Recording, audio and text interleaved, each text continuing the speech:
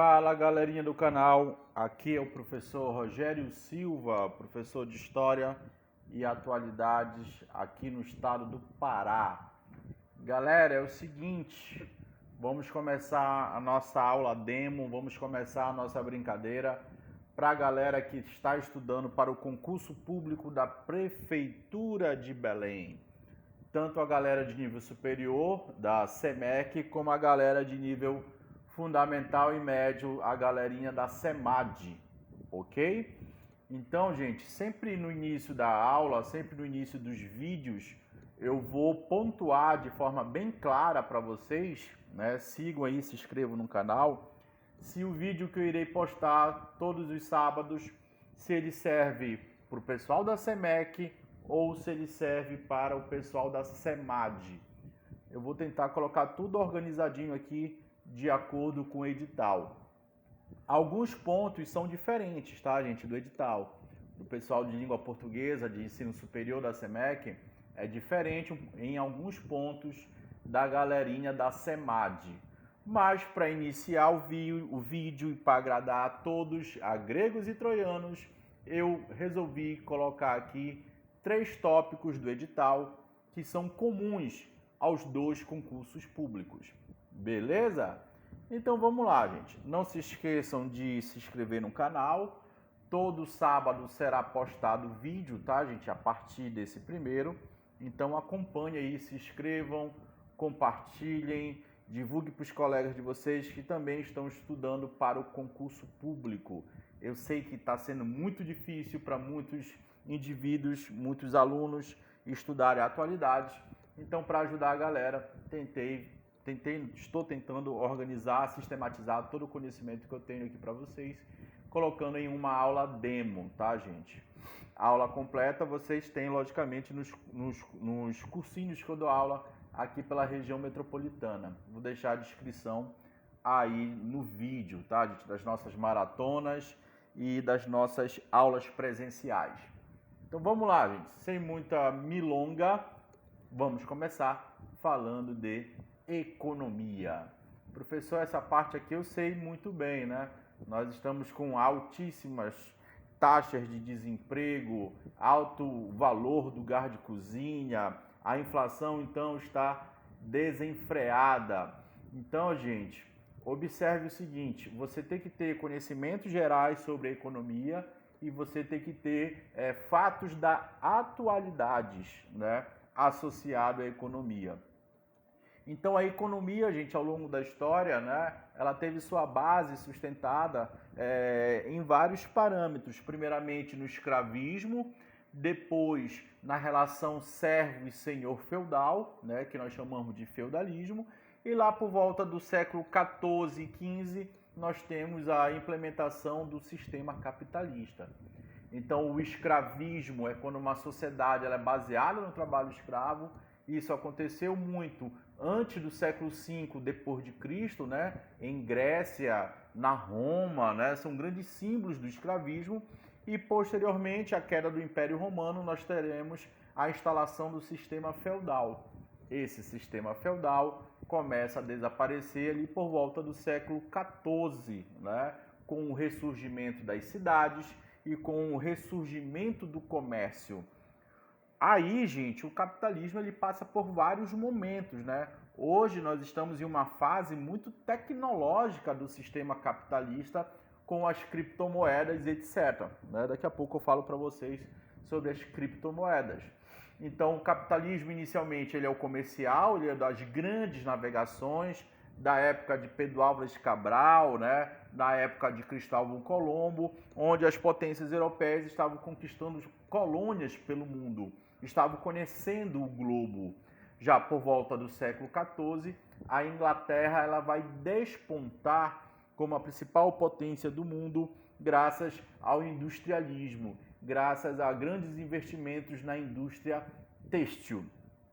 Chegamos no final do século XIX, início do século XX, nós já temos o capitalismo um pouco mais moderninho.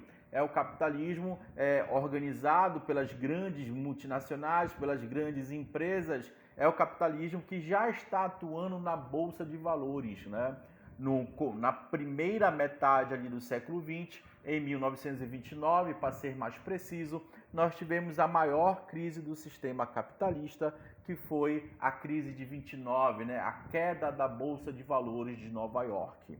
Então o capitalismo, gente, ele mudou ao longo da história, assim como a economia, né? Então tá aí, gente, escravismo, feudalismo e capitalismo. O que é o capitalismo? É um sistema econômico, né, gente? É um sistema econômico, como está o conceito aí, baseado na propriedade privada dos meios de produção. O patrão, o empresário, o fazendeiro, ele detém os meios de produção, né? E nós, trabalhadores, nós vendemos a nossa força de trabalho. É assim que toca o sistema capitalista, né? A globalização, gente, já é um efeito da década de 80 para a década de 90, né? A globalização, gente, nada mais é do que uma etapa, é uma etapa do sistema capitalista. A globalização ela só é possível graças à revolução técnico-científica dos meios de produção, dos meios de comunicação, da internet, né? Hoje, o que seria da economia sem a internet banda larga? Agora já vai até ser implementado no Brasil a internet 5G, né? Eu já estou falando aqui da área de tecnologia. Então, a globalização, gente, dentro da globalização, né, nós temos o sistema neoliberal. O que é o neoliberalismo? É a retirada do Estado dos pontos-chave da economia. É uma ideia de Estado mínimo, né, gente? Aí veio essa pandemia e nós vimos que essa ideia de Estado mínimo foi colocado em xeque, né? O neoliberalismo, gente, ele é uma releitura, uma nova vertente do liberalismo econômico, lá do século XVIII, do século XIX. O neoliberalismo ele é pensado ali, gente, no século XX, na década de 60, na década de 70, justamente como uma resposta, né, à crise de 29. O liberalismo econômico do século XVIII ele dizia que o Estado deveria sair totalmente da economia. A economia deveria funcionar de acordo com as leis da natureza. Tá bom, vai lá, né? Aí a galera se lascou com a crise de 1929. Então os pensadores e os intelectuais, economicistas, eles vão reinterpretar, vão adaptar o liberalismo, né? E aí surge esse neoliberalismo, onde o Estado ele sai dos principais pontos da economia, mas ele está ali, de olho, ele está ali uma hora ou outra regendo a economia para que não ocorra uma bagunça, né? Então, gente, o neoliberalismo no Brasil ele é percebido principalmente com as privatizações. Várias instituições, várias empresas estatais foram privatizadas, principalmente ali a partir do governo Fernando Henrique Cardoso. Hoje o debate é muito grande, né, gente? Para a necessidade, o debate, tá, gente? Eu não estou dizendo se é certo ou se é errado, o debate é muito grande para a privatização do Correio, da Petrobras e do próprio sistema Eletrobras. Beleza? Então estão aí as nuances, as principais características da economia. Como falei para vocês, o neoliberalismo ele vai ser consolidado nessa era globalizada das multinacionais, né, da formação dos blocos econômicos e onde tudo é privatizado, a segurança, a saúde, a educação, etc, etc, etc. Nós temos aí alguns exemplos de privatizações ao longo da nossa história, né? A CSN, a Vale do Rio Doce, que foi criada ainda na era Vargas, foi privatizada, né? Várias empresas de energia, como aqui no Pará, a Equatorial foi privatizada, né? A Celpa, né? Hoje Equatorial, foi privatizada na década de 90. Vários bancos também, gente, foram privatizados, né? O Banco de São Paulo, o Banco do Estado X, o Banco do Estado Y. Ainda bem que aqui no estado do Pará ainda temos um banco, né, organizado pelo governo estadual. A gente que tem consignado, a gente adora, né? Eu sou funcionário público também, gente. Eu gosto do Banpará, o Banco do Estado do Pará.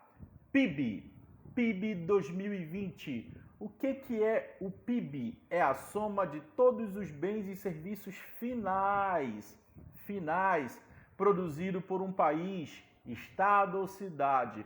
Geralmente ele é analisado ano a ano, tá, gente? Na década de 90, na década de 80, quando você queria saber se um país estava indo bem ou mal das pernas, né? Você analisava simplesmente o PIB. Hoje, gente, a gente já analisa também o IDH, tá, gente? O Índice de Desenvolvimento Humano. Mas falando de economia, tá aí, gente. O que tu tem que saber para tua prova, filho de Deus? O PIB em 2020 ele foi de mais de 7 trilhões, tá? Mais de 7 trilhões, né? Poxa, professor, 7 trilhões é muito dinheiro. Eu iria trabalhar a vida toda e não iria chegar a esse valor. Verdade, tá, gente? Mas se você for comparar o PIB de 2020 a outros PIBs de uma série histórica, você vai ver que o PIB caiu, né? O valor total dele, ele é inferior. Foi o maior tombo desde 1996. E qual foram os principais setores responsáveis pela decadência do PIB? Nós temos aí o consumo das famílias. Nós temos aí o consumo do governo. Você aí, durante a pandemia de 2020, você saiu muito para comer, você comprou roupas e sapato, você comprou pneu para sua moto e para o seu carro? Não, você estava em casa, né? Alguns de nós estávamos em casa, né? Então o consumo foi reduzido durante a pandemia. Mas nós não podemos, gente, colocar tudo culpa na pandemia, tá, gente? Dentro de uma perspectiva maior de análise econômica, a gente compreende que nem tudo foi a pandemia. Então tá aí, gente. Olha a série histórica aí do PIB.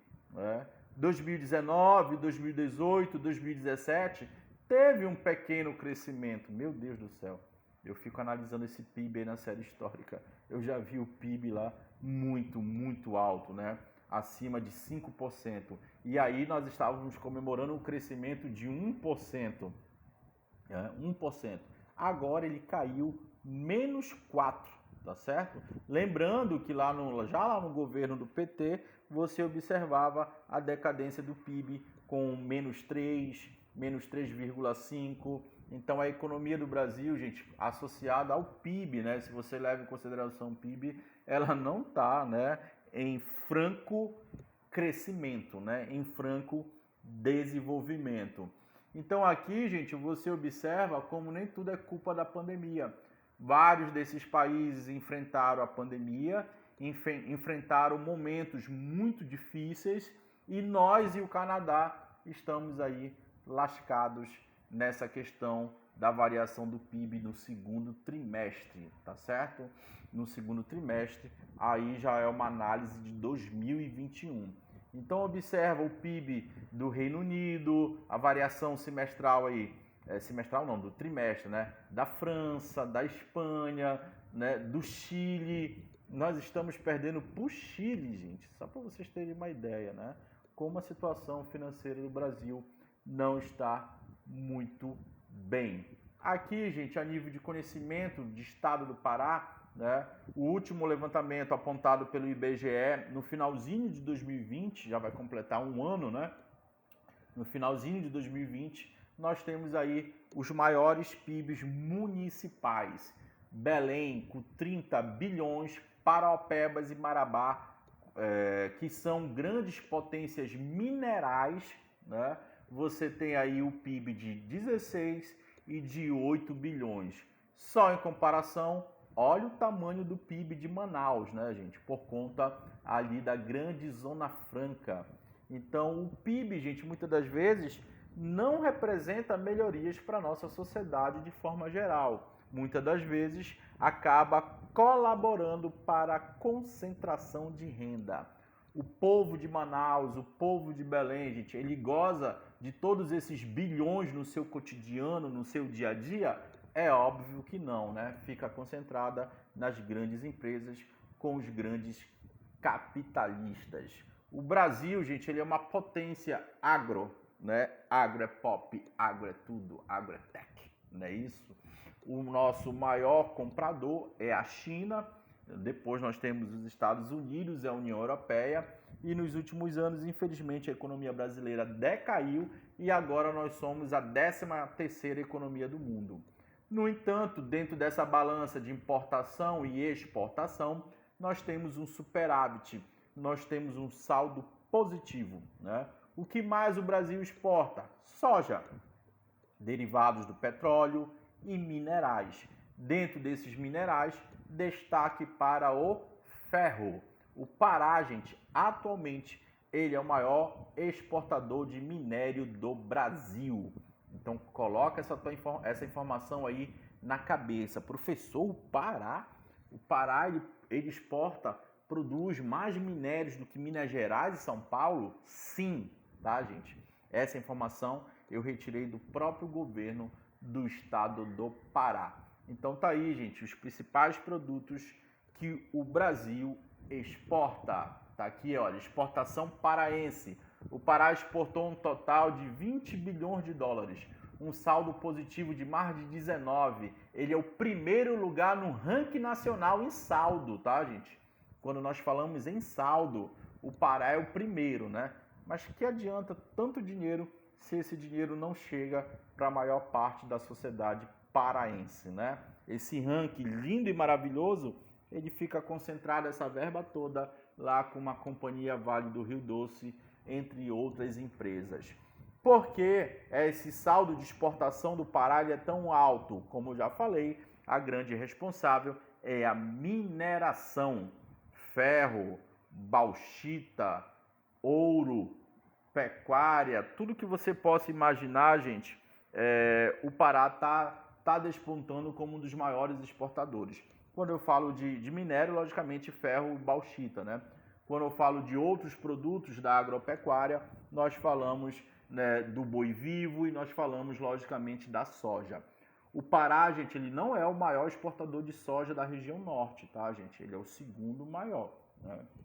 O segundo maior não, perdão. Ele está até atrás de Tocantins, né? Nós temos outros estados no Brasil, né, que exportam mais soja do que o Pará, como, por exemplo, o Mato Grosso. De todas essas cidades mineradoras, grande destaque para Paraopebas. Como eu mostrei aqui no ranking, né, eu estou voltando, olha, é o segundo maior PIB, segundo o IBGE, beleza?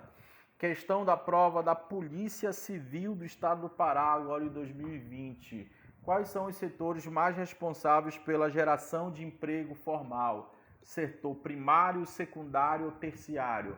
Primário, a agricultura, o secundário, a indústria, o terciário, serviços. Serviços, tá, gente? Então, você soma aí comércio e serviços, né? Dá um número muito significativo. A indústria, mais de 100 mil empregados. A construção, mais de 50, o comércio, mais de 200, olha, serviços, mais de 600 mil trabalhadores, mais de 500 mil de trabalhadores formais estão presentes no serviço, né? Na prestação de serviço à nossa sociedade. A pecuária gera um número de emprego aí de 52 mil, tabela da FAPESPA, né? Um órgão do governo estadual, beleza? O que mais gera trabalho formais no estado do Pará é a área de serviços. São números bem maiores do que outros setores da economia. Observa, gente, como eu estou flutuando. Eu falei de economia, eu falei de escravismo, feudalismo e agora nós estamos em Belém do Pará, né? Estamos no Pará. De forma geral, né, gente, a inflação ela vem crescendo ao longo dos meses. E agora em setembro, muito próximo, né, no acumulado de 12 meses, a inflação passou da casa dos 10%. E agora, recentemente, a taxa Selic ultrapassou os 7%, tá, gente? Não está mais em 6,25% como está aí no slide. Está acima de 7%. O que é a taxa Selic? É a taxa básica de juros, determinado pelo Copom, determinado pelo Banco Central. Os outros bancos levam essa taxa em comparação fazem uma comparação com essa taxa do Banco Central para determinar o financiamento da nossa casa, o financiamento de uma moto, o financiamento de um terreno, aquele crediário que tu vai abrir numa loja para você comprar uma geladeira parcelada em 32 vezes. Então essa taxa acima de 7%, né, é ruim, gente, para nós que buscamos financiamentos, para nós que buscamos crédito, ok? Desemprego, a taxa de desemprego no Brasil ficou em 14%. Isso, gente, presta atenção, no segundo trimestre de 2021. A taxa de desemprego atingiu a casa de um número muito mais significativo de 14 milhões de pessoas. Gente, 14 milhões. O que tu tem que saber para tua prova? Nós temos mais de 10 milhões de desempregados. Estamos regredindo. A casa de mais de 10 milhões de desempregados, gente, nós não tínhamos desde 2006. Desde 2006. Observa aí, gente, o gráficozinho. Observa aí, deixa eu dar uma arredada aqui para vocês enxergarem aqui do lado direito. Opa, agora ficou só o filé, tá bem, melhor enquadrado, né? Então, em 2014, gente, o número de desempregados, gente, era de 4 milhões. Estamos acima de 10. Então, é uma situação muito desesperadora. Professor, é culpa da pandemia, é culpa da pandemia. Gente, não é só culpa da pandemia. Antes da pandemia, gente, a nossa taxa de desemprego já estava muito alta. É falta de eficiência da nossa equipe econômica na gestão federal, na gestão estadual, na gestão municipal. Não é isso? No Pará, temos mais de 500 mil desempregados, que corresponde a aproximadamente 13% da população economicamente ativa. E falar de economia, gente, falar de atualidades, presta atenção, a galera da CEMEC, né? É falar na alta taxa, né, dos altos preços dos combustíveis, né? Aí eu estou dando um exemplo na questão da gasolina, mas isso também recai sobre o diesel. Durante muito tempo colocaram a culpa somente no ICMS. Mas se você for calcular, gente, a responsabilidade do governo federal e da Petrobras, tá aí do lado, olha. 15 mais 29, né?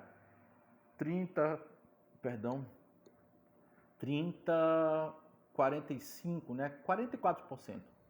Aproximadamente 44% do preço do combustível, né, é de responsabilidade do governo federal. 29% do estadual, 15% é o custo do etanol e 12% dos postos de gasolina, distribuidoras, lucro e etc.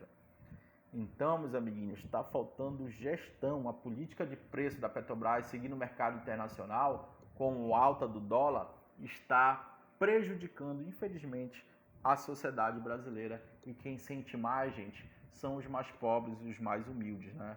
Uma pessoa que ganha 8 mil reais sente a inflação. Agora, uma pessoa que ganha um salário mínimo sente e muito, dói no preço ver o quilo da carne acima de 40 reais, acima de 30 reais, que é um absurdo, tá certo? Então tá aí, gente, dá uma pausa aí no teu vídeo para você analisar essas informações, né?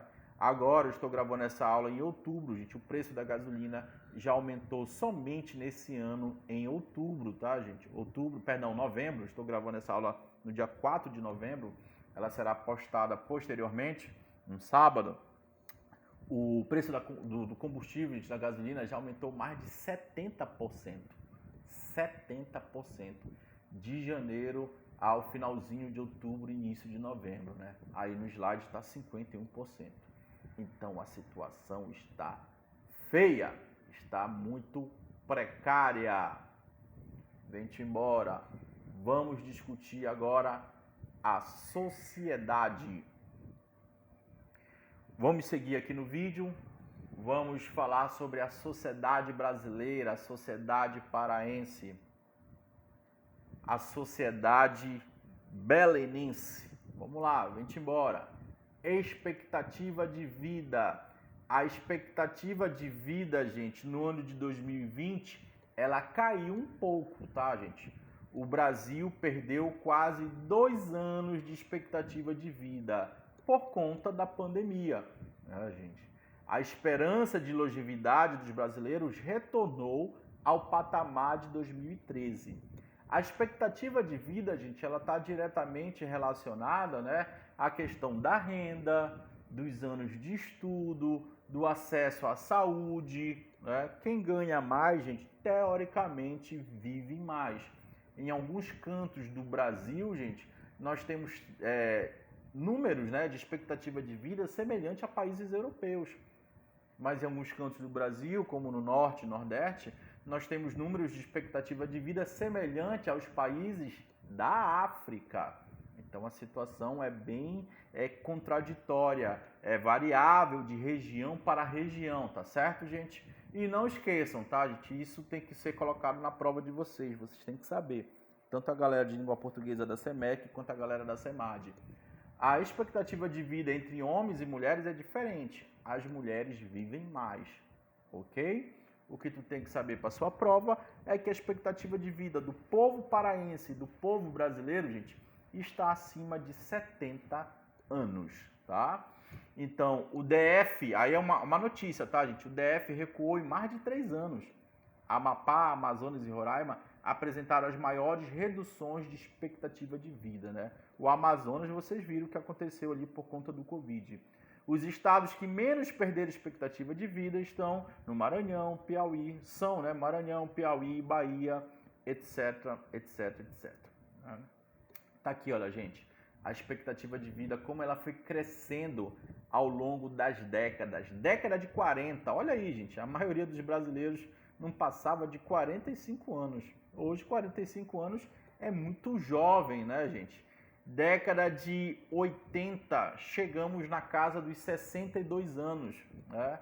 E da década dos anos 2000, né, estamos na casa dos 70, né? 2017, 76, 2018, 76 ponto alguma coisa. E agora, por conta do Covid, infelizmente, reduzimos, né? 2019, 2020, a tendência era de aumento.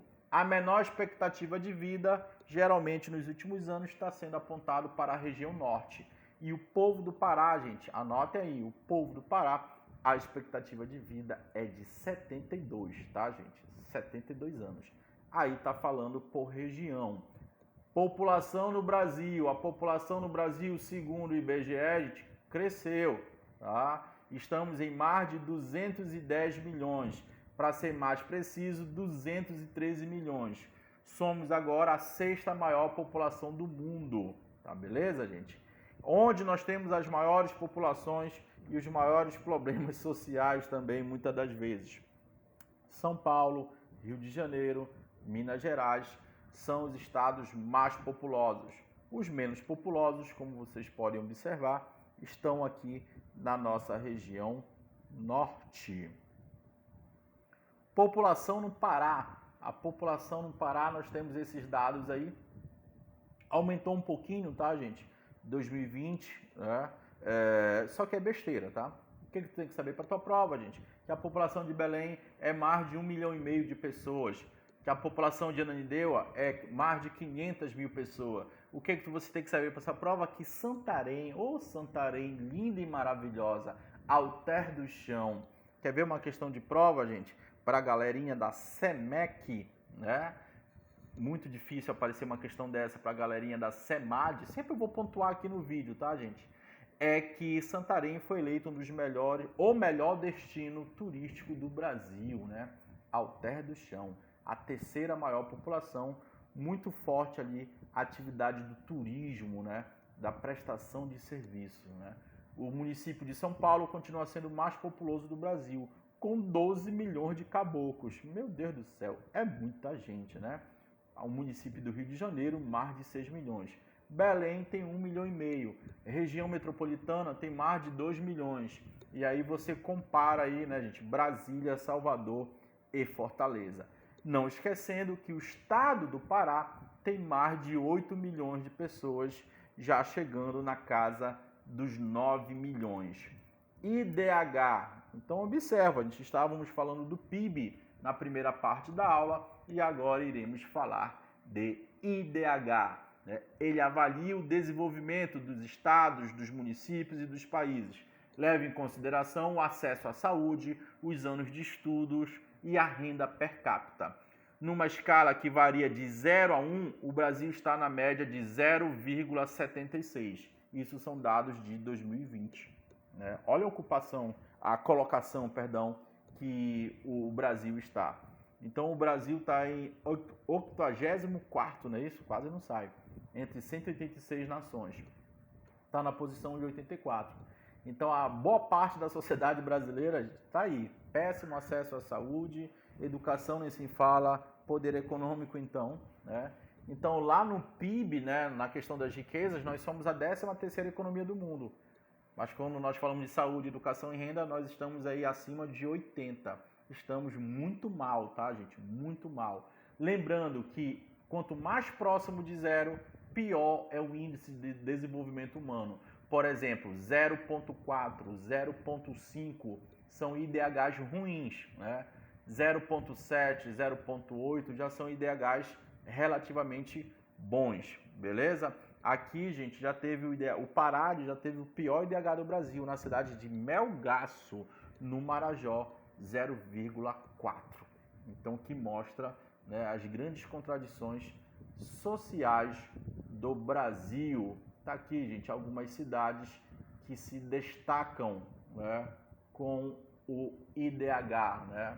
Então, se você puder escolher uma cidade para trabalhar, né, para passar as férias, para viver, tá aí, olha. Muito paraense está indo para Florianópolis, né? São Caetano do Sul, Águas de São Pedro, tudo fica em São Paulo. IDH padrão europeu, tá, gente? IDH de 0,8. Né? O Belém do Pará, gente, tem um IDH de 0,7. É um IDH relativamente bom, tá, gente? Já o estado do Pará, gente, lá em 2010, são os últimos dados por conta do censo, né? Agora em 2022, que nós teremos o novo censo, o Pará estava em 24º. Na série C aí, gente, muito ruim o IDH, totalizando todos os 144 municípios. Não esqueça, tá, gente? 144 municípios que nós temos no estado do Pará. Então aqui é um quadro feito por mim, tá, gente? Onde eu destaquei as populações,